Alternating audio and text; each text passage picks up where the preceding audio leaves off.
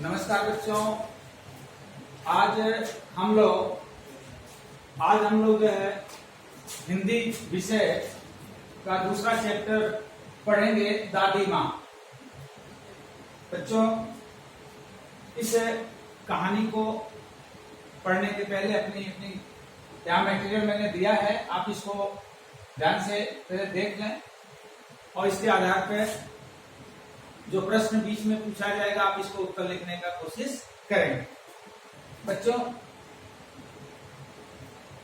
लेखक क्या कहता है कि कमजोरी ही है अपनी, पर सच तो यह है कि जरा सी कठिनाई पड़ते बीसों गर्मी, बरसात और बसंत देखने के बाद भी मेरा मन सदा नहीं तो प्रायः अनमना सा हो जाता है। लेखक ऐसा क्यों कहता है कि बीसों गर्मी, बरसात और बसंत देखने के बाद भी मेरा मन अनमना सा हो जाता है? क्योंकि आज जो है लेखक के जीवन में उसकी दादी माँ नहीं है। मेरे शुभचिंतक मित्र मुंह पर मुझे प्रसन्न करने के लिए आने वाली छुट्टियों की सूचना देते हैं और पीठ पीछे मुझे कमजोर और जरा सी प्रतिकूलता से घबराने वाला कहकर मेरा मजाक उड़ाते हैं। यानी मेरे ही मित्र मेरा मजाक उड़ाते हैं और वो ये कहते हैं कि बहुत ही कमजोर है ये, कि थोड़ी सी भी चिंता हुई, थोड़ा सा ही दुख हुआ तो घबरा जाता है। तो यहाँ इनके लेखक के खुद मित्र आने वाली छुट्टियों की सूचना देते हैं और पीठ पीछे मुझे कमजोर और जरा सी प्रतिकूलता से घबराने वाला कहकर मेरा मजाक उड़ाते हैं। बच्चों, ऐसा लेखक इसलिए कह रहा है क्योंकि इसके मित्र खुद इसकी बुराई करते हैं।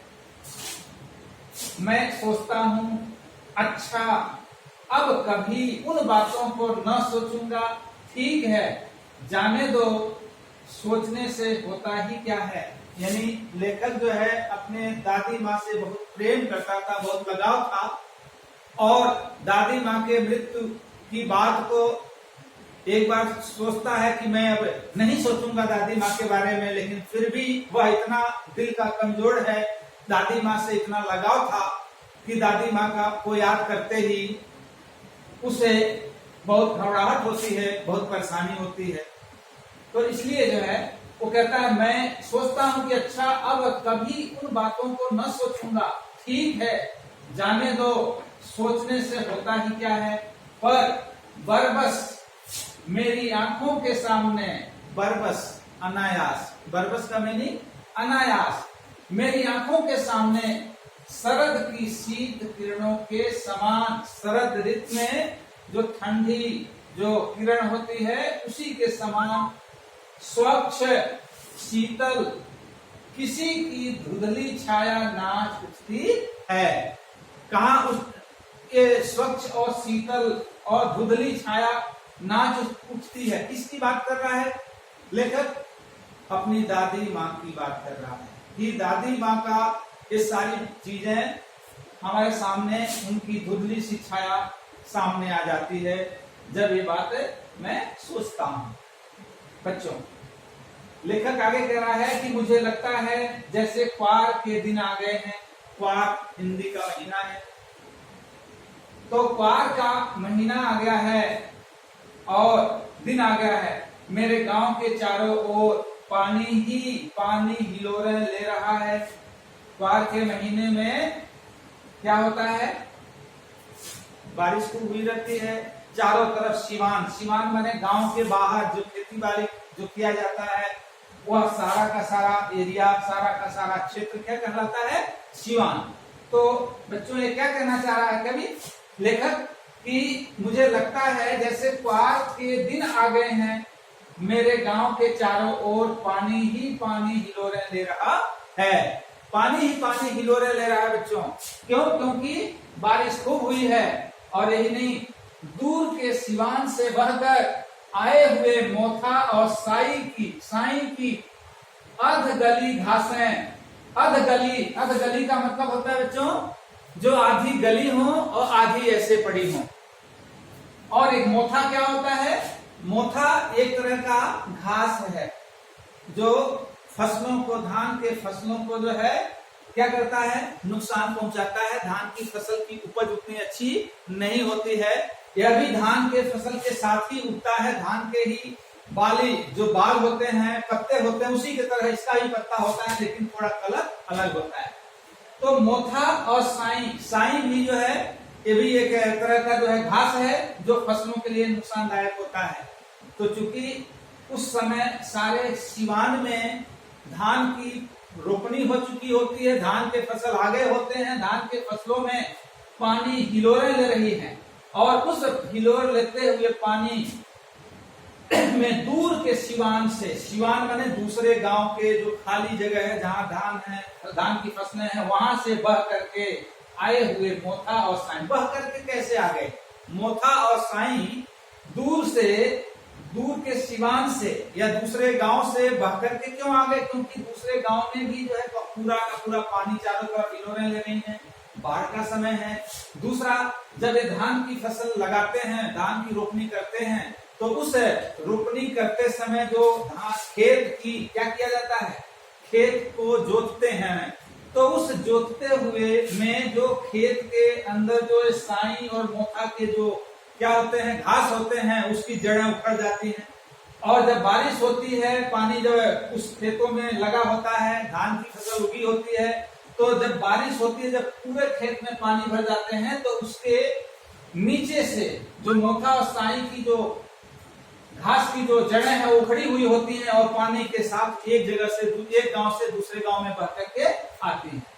तो वह जो है मोथा, इसी की बात कर रहा है लेखक कि मोथा और साई की अधगली घासें, घेउर और वन प्याज की जड़ें।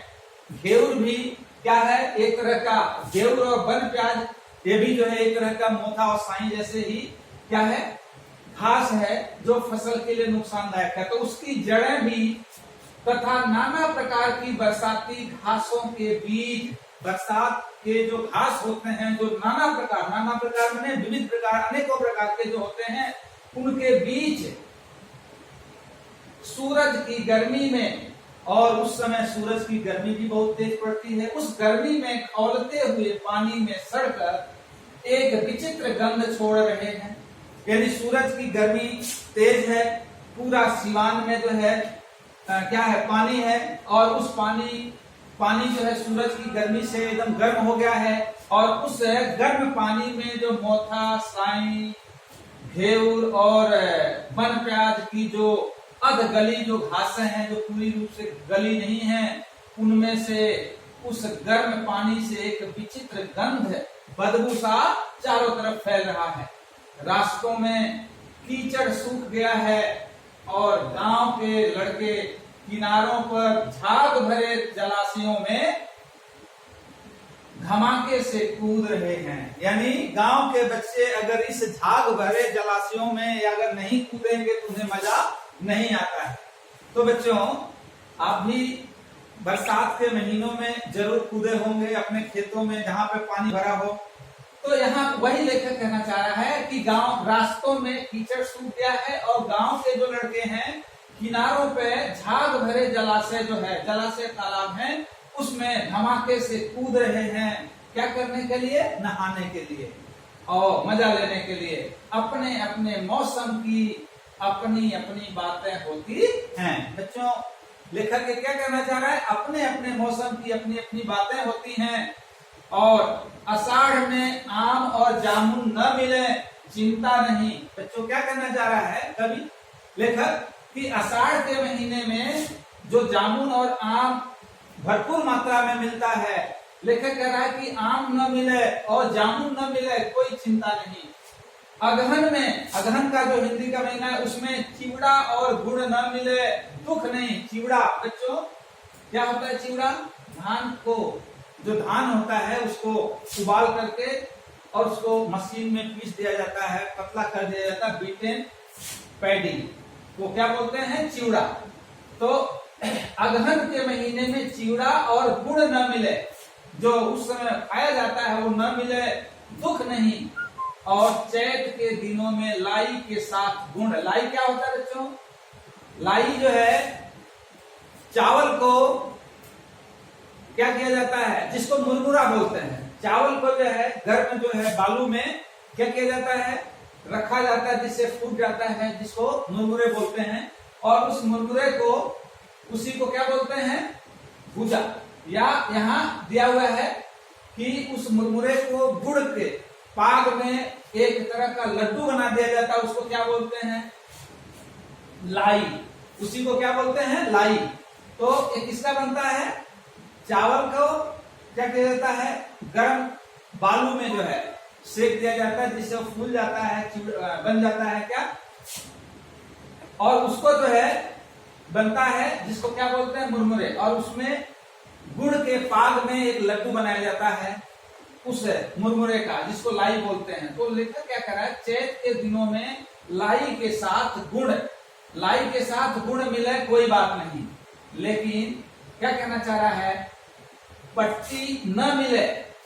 पट्टी मूंगफली का और गुड़ का भी पट्टी बनाते हैं, कोई अफसोस नहीं, पर क्वार के दिनों में इस गंधपूर्ण झाग भरे जल में कूदना न हो तो बड़ा बुरा मालूम होता है। यानी लेखक क्या कहना चाह रहा है कि क्वार के महीने में अगर बच्चे अगर इस झाग भरे जल में अगर नहीं कूदे तो उन्हें बड़ा ही बुरा मालूम होता है।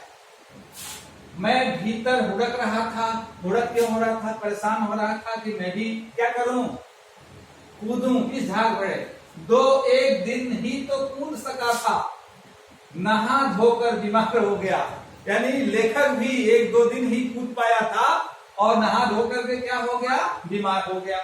हल्की बीमारी न जाने क्यों मुझे अच्छी लगती है, थोड़ा थोड़ा ज्वर हो, सर में साधारण दर्द, और खाने के लिए दिन भर नींबू और साबू माने साबूदाना, तो ये हो तो अच्छा लगता है। लेकिन इस बार ऐसी चीज नहीं थी, ज्वर जो चढ़ा तो चढ़ता ही गया। यानी ज्वर जब उसका टेम्परेचर, तापमान जब ज्यादा हुआ तो और ज्यादा होता गया।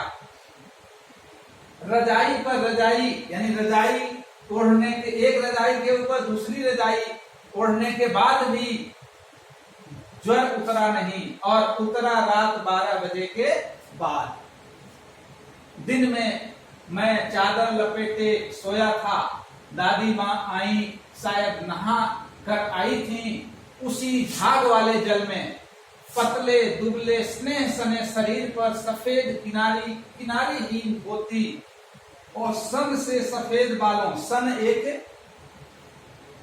सन से एक तरह का प्लांट है, पौधा है, और इस से क्या निकाला जाता है, पटसन, जिससे जो है कॉटन के बैग बनाए जाते हैं, जो सफेद रंग का होता है, और सन तो हरे रंग का होता है। लेकिन उस के प्लांट को, पौधे को जब जमीन में डालते हैं तो क्या होता है, सड़ जाता है, उसको साफ करते हैं तो सफेद रंग का जो है, सफेद बालों की तरह होता है। तो सन से सफेद बालों के सिरों पे सद्यता तपके हुए जल की शीतलता, यानी दादी माँ का बाल बिल्कुल सफेद सन के जैसे था।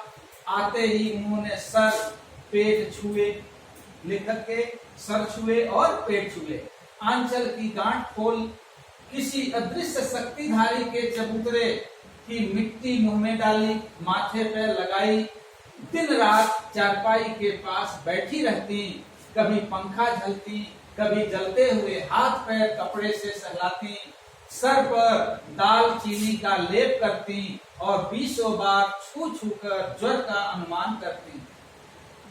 हांडी में पानी आया कि नहीं, मिट्टी का बर्तन जिसको क्या बोलते हैं बच्चों, हांडी। तो क्या वो पूछती घर वालों से कि हांडी में पानी आया कि नहीं, उसे पीपल की छाल से छौंका कि नहीं। छौंकना जानते होंगे आप लोग बच्चों। खिचड़ी में मूंग नहीं, खिचड़ी में मूंग की दाल एकदम मिल तो नहीं गई, कोई बीमार के घर में सीधे बाहर से आकर तो नहीं चला गया। आज लाखों प्रश्न पूछ पूछ कर घर वालों को परेशान कर देती। बच्चों आज बस यहाँ तक इसको पढ़ेंगे, कल इसको आगे का वीडियो हम शेयर करेंगे। धन्यवाद बच्चों।